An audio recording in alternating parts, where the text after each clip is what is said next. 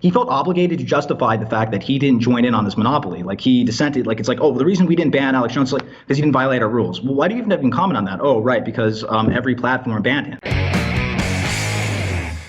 So I didn't know that there were two people who work on this channel. I've known about the channel on YouTube for a while. Many of you do. It used to be 1791L. Now it's just 1791. You can follow this man at Real Christian OB. And I think it just cut off the name because his name is Christian O'Brien. Christian O'Brien, thank you for being here, sir. Hi. Absolutely. It's a pleasure to meet you, Crowder, finally. I don't know about that, but thank you.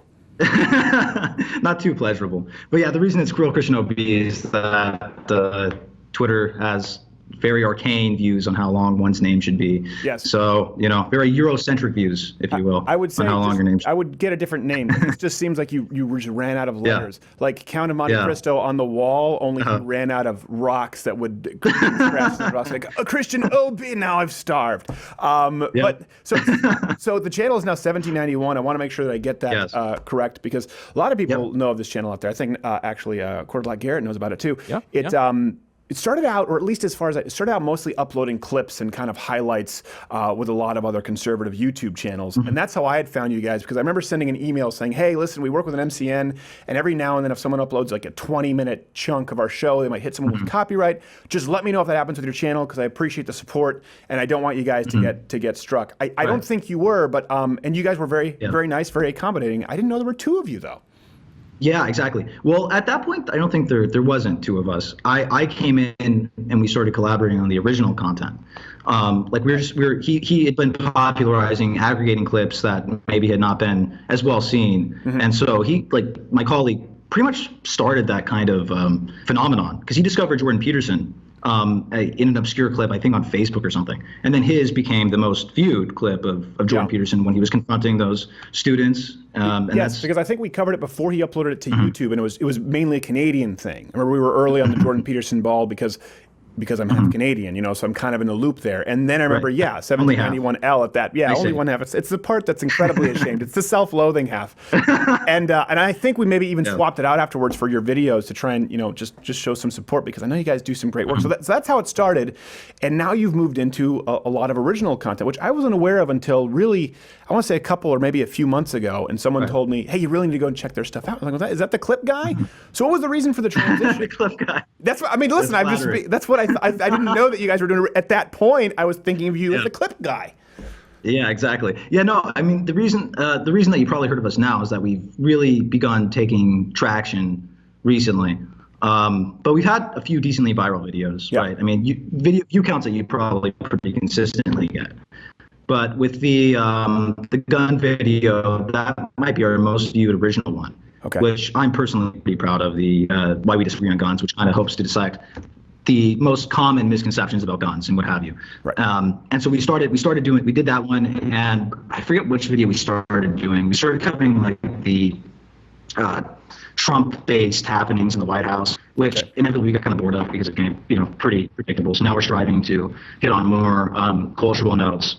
And we have an upcoming video about rap, which you mentioned earlier on. Who is it that you mentioned you think might be a hip hop fan? Well, Quarter Black Garrett, who helps produce here, he's a quarter black on his dad's side. But we don't really buy it yet.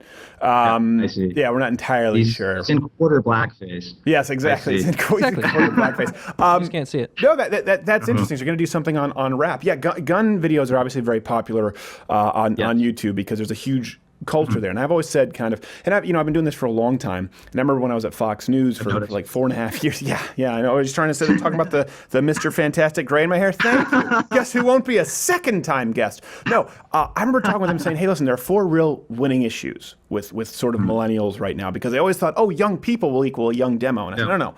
It's just about being relevant. And the winning issues, guns are a huge winning issue because of gun culture 2.0. So you have a lot of young kids who play video games. They want to start engaging in sort of in gun. They want to start fusing. Seems to emphasize the prospects, the benefits of owning guns. Now, you might think of it in the context of just like, you know, it does seem to romanticize it.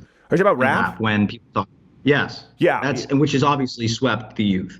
And that's one of our more popular videos too, where we talk about why rap swept the nation, why it's become the most listened to genre of all music. Yeah. And obviously, I imagine the influence of rap might actually, to the maybe surprise of some conservatives. Rap has managed to infect the youth in a way that is not as hostile to guns. I think the youth has become a little more hospitable to guns because of the fact of rap, and as you mentioned, video games and what have you, which are all things that we kind of thought as negative a little bit in influence. Well, I only think of it as negative because Drake is a buttersoft bitch from Toronto who played the paraplegic in Degrassi as a Canadian, and now he's talking like he's from Memphis. So that bothers me. Not so much, about the Gats, but guns, guns, freedom of speech, anti-feminism. These are the three. Well, I mean, we can get into the fourth, but these are the big winning issues, and you've seen that obviously on YouTube.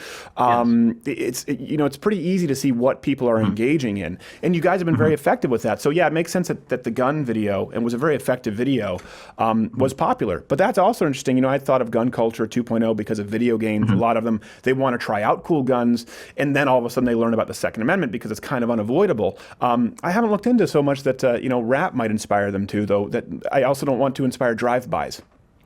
Right, exactly. Well, I'm not. You look at me kind of skeptically, like I'm trying to inspire drive-by. No, I don't. But like, I'm less concerned about someone playing, like going, that's a cool gun in Call of Duty, and go down to the shop to try it, than I am of someone listening to, Cop Killer. Well, I seem to apply the same thinking that many people who push back against the prior conservative backlash against video games do, which is that, I mean, there's a mission in Call of Duty, what was it, Modern Warfare 2, I think, called No Russian, where they shoot up an airport.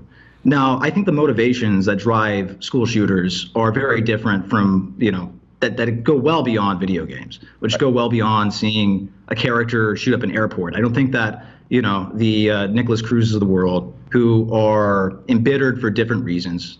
Very often you'll find sexually motivated reasons, or just socially isolated reasons, shoot up schools. I don't believe the vast majority of people who are listening to rap are thinking, oh wow, if only I could hit up some licks. I had no prior inclination toward robbing a liquor store or shooting up somebody who slighted me in some minor way. I think that the culture precedes the rap, and in many ways the rap kind of rap can push against it too. Can I ask you a question? Would you say to people who say maybe that's, and I'm playing sort of devil's advocate, a little Skylar Turner. That's a new segment of yours, by the way. Right? I know. It's sometimes people don't know if it's real or not, and I'm like, oh, hold on, that's not that's Skylar. It's kind of like the Miles McKinnisian, a little bit. Only it's like a full hour, and I want to kill myself after. It's like, why are they always hipsters too? I mean, Gavin's a hipster. I mean, he's the godfather of hipsterdom, as he's called from Vice. But people might say, okay, you're saying that that the culture sort of precedes the rap. Well, wouldn't that also then be true for, if you're talking about that sort of opened the door to more gun culture, people being a little more amenable to kind of this idea of owning guns? Are you worried that people could take that and say, well, then they also might be a little bit more open to the idea of using them in felonious ways? I would say that I would lean on the fact that people who do that tend to do so for temperamental reasons. I don't know if people who are not extremely poorly adjusted socially are going to do that just by their nature. Now, there are other reasons for as to why people act in a criminal manner. But I have a tough time believing that somebody's going to listen to a rap song that in a sort of lackadaisical fashion mentions criminal activity, and that's going to resonate with them on a deep level. They're going to maybe connect that to the culture in which the culture they currently occupy. Sure. But we have to fix that first, rather than the art form of rhyming to a beat. But you think they might hear it and might be inspired to go check out the the SIG the guy mentions in the song. I think they'll be more inspired. I think they'll be more inspired by the guy next to them in their school or what have you that says they're impoverished largely because of democratic policies. And I think they'll be more inspired by someone who goes to them and says, hey, we ought to do this. Or if they're high attaining, they're disincentivized because of their culture, which tells them that you're acting like an Oreo, right, et cetera, et cetera.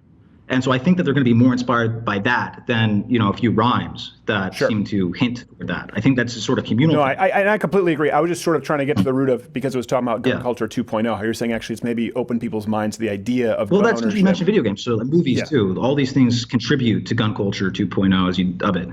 But the violence is usually a different step. Like you said, it's gun culture combined with serious mental instability. Or in the case of the YouTube shooter, vegan, Iranian, bad video culture. I'm not entirely sure what the motivation was there. This is news to me. What is this? Oh, don't you remember the chick who shot up YouTube? I don't think she killed anyone. Oh, that was, I kind of I mean, she had her video like, I eat meat, knife goes in the chicken. And people were just, it was one of those things, it was a national story until people had watched one clip from her. Like, that's another thing about the media, which loves to focus on the radicalized right wing, even while there's this entire contingent of radicalized leftists who, are motivated by, animal non-human supremacy or various other things, and I think they make up a much bigger component of the left than the radical right. Certainly, they do. They can't name anyone in the DNC. I mean, who Cortez? Who are you going to say who's a moderate right now? Who's in the running for for 2020?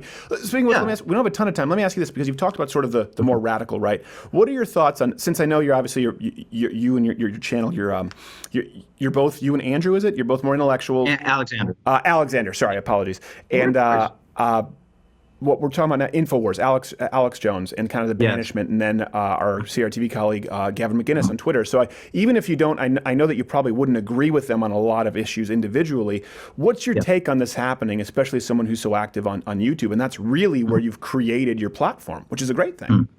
Well, yeah, which is a testament to the internet's power, and that's why I would like us to be able to preserve that. Because my main disagreement, as so many other conservatives emphasized, is that I find Alex Jones personally repugnant. I find him very funny. Like, he's an hilarious guy. I'll laugh my ass off to many clips of Alex Jones doing his various antics. Right. But that's the thing about Alex Jones. People in the culture contemporarily, they view Alex Jones as more of a joke, as more of a meme, who actually is funny and is sometimes self-aware, but he's also, he says libelous things, slanderous things. And that's where I think if they were going to ban Alex Jones, which is kind of a different discussion altogether, they should have done so on the grounds of libel and slander against, grieving parents. Right. But they didn't. They cited hate speech. And by the way, they're already legally protected. I think it was a case that was at 96. They're protected where someone cannot sue the platform if someone is goes off and either commits libel or someone is inspired by watching a video on YouTube, for example, and commits a mass shooting. There's already a law in place to protect them. So this is another step further. Yeah.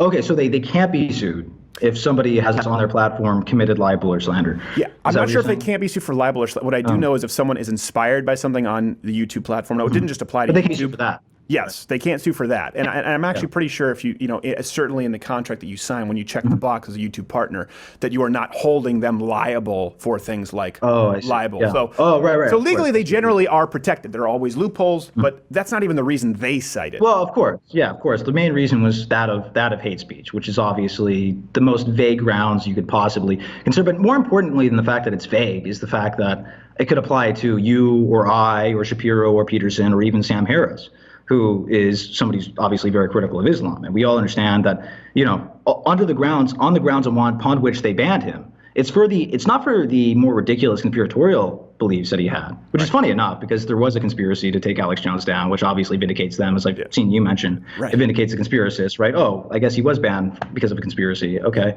This couldn't have happened without collusion. You can't ban all of the major platforms within 12 hours, maybe within 8 hours of each other. Like, that cannot happen without a meeting. Somebody was calling one another up on the phone. And I feel like the reason, what smacks of me too is Jack's tweet. It's almost like he felt obligated to justify the fact that he didn't join in on this monopoly. Like, he dissented. Like, it's like, oh, the reason we didn't ban Alex Jones, because he didn't violate our rules. Well, why do you even comment on that? Oh, right, because every platform banned him. Right. So apparently you were meant to join in on this harem of anti-speech advocates. Yeah. And of course, these are the same people that, fired James Damore. These are the same people that, if you recall, banned Jordan Peterson for an unexplained reason for, what was it, a few days, a week even? Yeah. It was an extended period of time that they banned Jordan Peterson, who was obviously not a hateful person.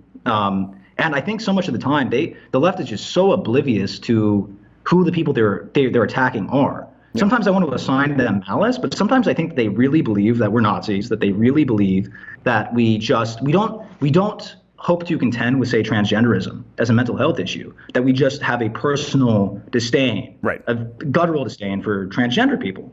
Yeah. And they think that we actually believe this. So they view us, they identify us as threats, and their immediate response is to ban us, to eliminate us. I think you're right. I think to a certain degree, right, a lot of the lackeys probably go along with it. But I think Susan Wojcicki's getting a memo at some point that says, Stephen Crowder or Christian O'Brien were actually attacked by the alt-right. Like, oh, wait, no, hold on a second, Ben Shapiro's actually Jewish. I do think the people at the top have to actually know, but I think a lot of people underneath them don't because they get their marching orders, and so it's misconstrued. So, no, you're right. I try to not attribute to malice what you can attribute to ignorance. But in this case, case, like you said, there was some level of collusion. The only question is how bad. This has been incredibly interesting. So we're out of time. Let's bring you back, obviously, sometime soon. Where's the best place for people to find you? Because I know you've changed your YouTube.